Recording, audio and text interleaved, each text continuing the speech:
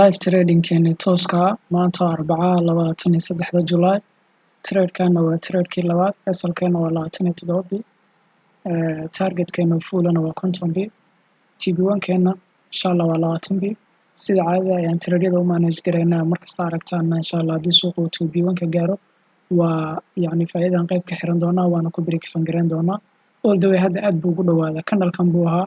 candle-kan buy-ga markuu xirmayay baan ka soo qaadanay trade-ka marka sida arkaysaan waxa uu aad buu ugu soo dhawaaday laakiin rejection buu sameeyay anyway waa sugi doonaa insha Allah meesal baa qaadanayna ama wiiraan TB1 inuu suuqu noo yimaado kadib aan faa'iido xirano aan break fan gareyno oo sida u sii socdo ama uu soo laabto trade-kii hore haddaan idin tusiyo waa kana sida arkaysaan yacni halkan suuqa ka buy gareynay suuqii Asian session-kii buu ahaa target-keena waa arkaysaan 50 B buu ahaa iyo 36 B waa isla lotkana suuqa ugu jira 0.04 ugu dambeynna sida arkaysaan dhammaan targetskii oo dhan waa dhan 50 B suuqa wuu na siiyay yacni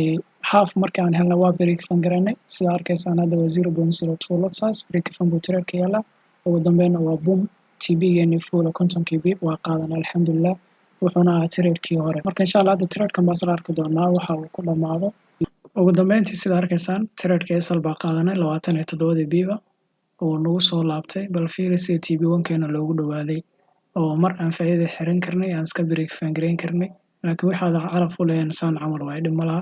trade-ka hore waa TB qaadanay 50 B-ba marka insha Allah live trading-keena maanta intaas ku egyahay nabadgelyo